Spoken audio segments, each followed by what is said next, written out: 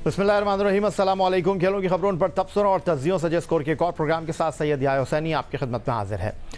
Pakistan cricket team 23 नवंबर को लाहौर से बरास्ता Dubai Auckland के लिए रवाना हुई। तहम अब जबकि कौमी टीम को न्यूजीलैंड पहुंचे एक हफ्ते होने को है, कौमी स्क्वाड के 3 मरतबा कोविड-19 टेस्ट होने के बावजूद सूरत हाल गैर वाज़ेह है। खिलाड़ी होटल के कमरों में कैद हैं और परेशानी में मुब्तला हैं। न्यूजीलैंड के कोरोना SOPs पर सख्ती से अमल पैरा होने का खौफ उनके सरों पर सवार है और इन तमाम सवालात के दरमियान उनके दिमाग में ये मुसलसल सोच मौजूद है कि न्यूजीलैंड में क्रिकेट खेलने के लिए सफ़र करने का असल मकसद यानी गेंद और बैट के साथ खुली फ़िज़ा में प्रैक्टिस का मौका उन्हें कब मैसर आएगा। और दूसरी जानिब दौरे न्यूजीलैंड पर पहुंचने के बाद खिलाड़ियों पर पहला इल्ज़ाम ये लगा कि उन्होंने क़वानीन की खिलाफ वर्जी की। पाकिस्तान में सारे कोविड टेस्ट मनफी थे। न्यूजीलैंड में पहुंचकर पहले कोविड टेस्ट में 6 मुस्बत के सामने आए और सारी जिम्मेदारी खिलाड़ियों पर आयद कर दी गई। ये कहानी का एक पहलू है। दूसरा अहम नुक्ता यह है कि न्यूजीलैंड जाने से कबल बोर्ड की सतह पर क्या इक़दाम किए गए थे। असल हकीकत यह है कि न्यूजीलैंड रवानगी से कबल खिलाड़ियों का सिर्फ एक कोरोना टेस्ट लिया गया था। दूसरा बड़ा सवाल यह है कि खिलाड़ियों ने न्यूजीलैंड बायोसिक्योर बबल में सफ़र किया। खिलाड़ियों को चार्टर जहाज़ में सफ़र की सहूलत मैसर न थी। लाहौर से दुबई और दुबई से ऑकलैंड 53 अफराद में से आधे बिजनेस क्लास और आधे इकॉनमी क्लास में सफ़र कर रहे थे। इकॉनमी क्लास में बैठे खिलाड़ी और ऑफिशल्स के साथ दीगर मुसाफिर भी मौजूद थे। ऐसे में इस बात को कतन नज़रअंदाज नहीं किया जा सकता कि तवील दौरानिए की फ़्लाइट में इकॉनमी क्लास में सफ़र करने वाले बेशतर क्रिकेटर्स में कोरोना टेस्ट की मुस्बत तशख़ीस के इम्कानात बढ़ गए थे और न्यूजीलैंड में पहले कोविड टेस्ट में ये ख़दशा पूरा भी हो गया। इस बारे में पाकिस्तान क्रिकेट बोर्ड के चीफ एग्जीक्यूटिव वसीम खान भी इत्तेफाक करते हैं कि मुमकिन है कि पाकिस्तान के खिलाड़ी जब सफ़र कर रहे थे तो उनको इन मसाइल का सामना करना पड़ा, क्योंकि पाकिस्तान में कोविड टेस्ट के हवाले से वो मुकम्मल तौर पर मुतमईन दिखाई देते हैं। प्रोसेस तो बिल्कुल उनका है। बिल्कुल आप ठीक कह रहे हैं कि 54 से 8 पॉजिटिव टेस्ट है और 3 टेस्ट जो हमने किए, चौथा टेस्ट कल हो रहा है और वो जो 8 टेस्ट 2 तो हिस्टोरिकल थे, तो ये भी 2 एडिशनल भी इन्वेस्टिगेट कर रहे थे क्योंकि ये कह रहे हैं कि वो भी शायद हिस्टोरिकल थे। तो असली तो 4 हमारे पॉजिटिव टेस्ट थे in terms of new infections, लेकिन उसके ऊपर वो तो हम देख रहे हैं पूरी टेस्टिंग सिस्टम जो पाकिस्तान में थी, हम इसके ऊपर पूरी 100% कॉन्फिडेंट है सही तरह से हुए। इधर शौकत खानम में इसमें कोई इशू नहीं है, लेकिन ट्रांजिट में शायद लाहौर टू क्राइस्ट चर्च शायद इसमें कोई इशू हो गया था। लेकिन कोशिश हमारी ये है कि कल के टेस्ट के बाद फिर ट्रेनिंग भी शुरू कर लें प्लेयर्स के लिए, क्योंकि ये प्लेयर्स मुझे कह रहे हैं कि बस ट्रेनिंग हमें चाहिए। तो इसके ऊपर हम क्रिकेट न्यूजीलैंड से बात कर रहे हैं, वो हेल्थ मिनिस्ट्री से बात कर रहे हैं। तो पूरी उम्मीद है कि कल के बाद फिर इंशाल्लाह फ्राइडे या सैटरडे इनकी ट्रेनिंग शुरू हो जाए।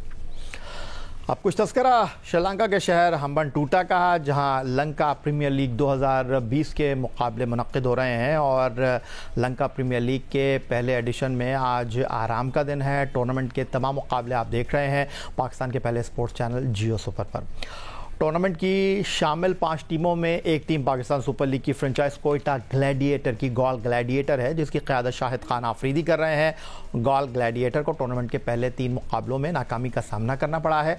डबल लीग के टूर्नामेंट में गॉल ग्लैडिएटर ने अगले 5 मैचों में कामयाबी हासिल न की तो सेमीफाइनल की दौड़ शामिल होने के लिए उनके लिए मुश्किलात आ सकती हैं। गॉल ग्लैडिएटर में 3 पाकिस्तानी क्रिकेटर्स अब तक एक्शन में दिखाई दिए हैं। कप्तान Shahid Khan Afridi, test fast bowler Mohammad Amir और साबिक टेस्ट कप्तान और टीम के कोच मोइन खान के साहबजादे आजम खान।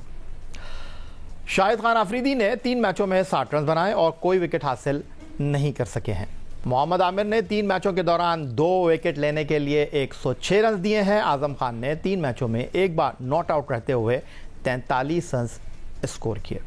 उधर ICC T20 रैंकिंग में इंग्लैंड की टीम ने जनूबी अफ्रीका के खिलाफ 3 T20 मैचों में कामयाबी के साथ पहली पोजीशन हासिल कर ली है। इयन मॉर्गन की क़यादत में खेलने वाली इंग्लिश टीम इस कामयाबी के बाद अब ICC T20 रैंकिंग में पहले नंबर पर अपना जो है वो कब्जा कर लिया है। ऑस्ट्रेलिया का दूसरा, भारत का तीसरा और पाकिस्तान का चौथा नंबर है। 5वें नंबर पर जनूबी अफ्रीका, 6ठे पर न्यूजीलैंड और 7वें नंबर पर श्रीलंका है। 8वां नंबर बांग्लादेश, 9वां अफगानिस्तान और 10वां वेस्ट इंडीज़ का है।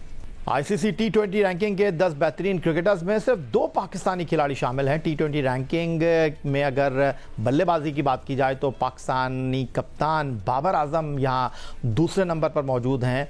इंग्लैंड के डेविड मिलान 915 पॉइंट्स के साथ पहले नंबर पर हैं। टी20 बॉलिंग रैंकिंग में अफगानिस्तान के स्पिनर राशिद खान का पहला नंबर है। पाकिस्तान के इमाद वसीम 637 पॉइंट्स के साथ 9वें नंबर पर मौजूद हैं। पाकिस्तान के लिए 1 वनडे और 10 टी20 इंटरनेशनल खेलने वाले बाएं हाथ के स्पिनर रजा हसन पाकिस्तान क्रिकेट बोर्ड के डोमेस्टिक टूर्नामेंट में नॉर्दर्न सेकंड 11 की टीम के लिए खेल रहे थे। ताहम बायोसिक्योर माहौल की खिलाफ वर्जी पर बोर्ड ने उन्हें फौरी तौर पर घर भेज दिया है और अब रजा हसन डोमेस्टिक सीजन 2020-21 में हिस्सा लेने के अहल नहीं होंगे। रजा हसन, जिन्होंने सीजन के 5 मैचों में नॉर्दर्न के लिए 29 की औसत से 21 विकेटें हासिल की, अपने रवैये पर शर्मिंदा हैं और उन्होंने बोर्ड से माफ़ी मांग ली है। जो पहले भी गलतियां हुई हैं उससे भी शर्मिंदा हूँ, जिसकी वजह से मैं पाकिस्तान टीम में था तो बाहर हुआ, मेरा डोप टेस्ट पॉजिटिव आया था, तो उसके बाद कम बैक नहीं कर सका। तो कोशिश में लगा हूँ, अभी भी एक गलती हुई है तो मैं बहुत शर्मिंदा हूँ उससे, अपनी टीम वालों से भी और कोचिज से, कि मेरी वजह से ये बबल का हालात थे, बबल का निज़ाम था, वो टूटा है। प्रोग्राम में वक्त हुआ एक ब्रेक का, लेकिन जब ब्रेक से वापस लौटेंगे तो पाकिस्तान क्रिकेट बोर्ड के गवर्निंग बोर्ड एसोसिएशन के किरदार पर और क्लब क्रिकेट पर गुफ्तगू करने के लिए हमारे साथ मौजूद होंगे कराची रीजन के साबिक सरबराह, गवर्निंग बोर्ड के साबिक रुकन प्रोफेसर एजाज फारूकी साहब।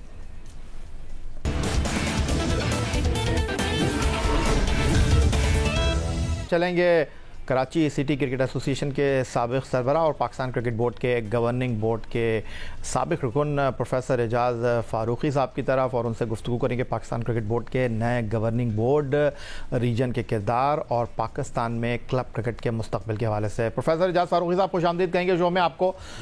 पाकिस्तान क्रिकेट बोर्ड के सरबराह एहसान मानी साहब की सरबराही में काम करने वाले बोर्ड को 2 साल हो गए हैं, अलबत्ता क्लब क्रिकेट की सतह पर मामलात रुके हुए हैं। क्या मुस्तकबिल में इसके संगीन नताइज पाकिस्तान क्रिकेट पर आ सकते हैं आपके ख्याल में?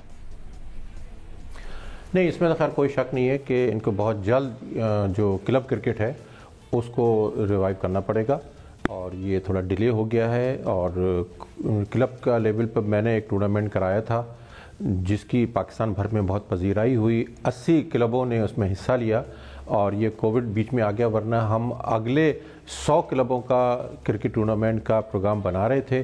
तो कोविड की ऐसे हमने रोक दिया, हमने कहा कि ये एक दफ़ा मामला तय हो जाएं, हालात बेहतर हो जाएं तो उसके बाद तय करेंगे। मगर बहरहाल एक क्लब लेवल से ही खिलाड़ी उभरते हैं और इन खिलाड़ियों की बुनियाद पर इनको मौका मिलता है अंडर 19, अंडर 16 और निचली सतह पर।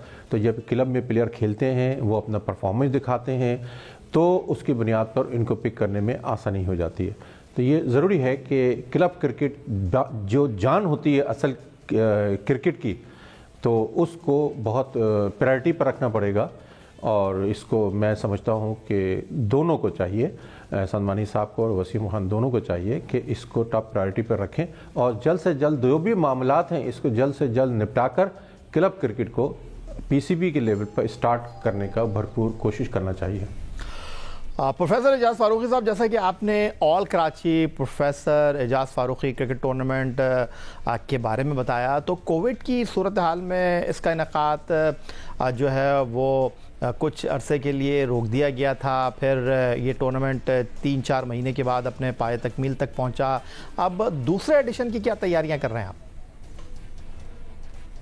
देखिए, तैयारियां तो हमारी पूरी मुकम्मल हैं क्योंकि हमारा जो एक्सपीरियंस है पिछला, उसकी बुनियाद पर मैं यकीन से कह सकता हूं कि हमें सिर्फ अगर कम से कम वक्त भी मिलेगा और जैसे ही पाकिस्तान क्रिकेट बोर्ड की तरफ से परमिशन होगी तो, और सबसे बड़ी बात होती है कि हमें विंडो देखना होती है कि जो टूर्नामेंट हम करा रहे हैं क्या उसमें अच्छे खिलाड़ी, टेस्ट खिलाड़ी और इंटरनेशनल खिलाड़ी उसमें अवेलेबल होंगे या नहीं होंगे, ये देखना विंडो में हमें बहुत ज़रूरी होता है।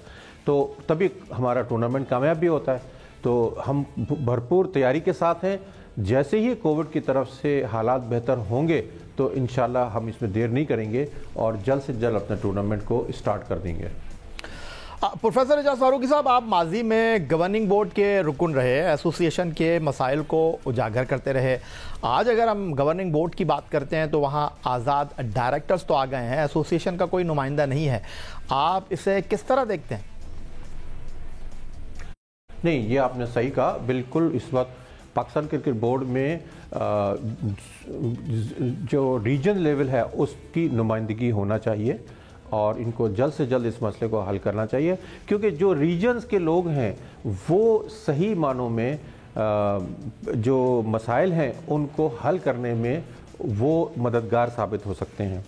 तो उनको चाहिए कि जल्द से जल्द इन मसाइल को हल करें और जो रीजन्स के लोग हैं, और अब तो इन्होंने उसको सिंध साइड कर दिया है, पंजाब कर दिया है, सूबे लेवल पर कर दिया है, जो भी है, चाहे सूबे लेवल पर करें चाहे रीजन लेवल पर करें, मगर ये बहुत ज़रूरी है कि जो इलेक्टेड रिप्रेजेंटेटिव्स हों और उनके जल्द से जल्द मसाइल को हल करके इसको हर सूरत में पहली फुर्सत में ये काम करना चाहिए कि बाकायदा टूर्नामेंट्स, पाकिस्तान क्रिकेट बोर्ड को इस सिलसिले में बहुत डिले नहीं करना चाहिए, वरना ये टेन्योर पूरा हो जाएगा और उसके अंदर कोई अगर एक्टिविटी नहीं हुई तो ये मुनासिब नहीं होगा।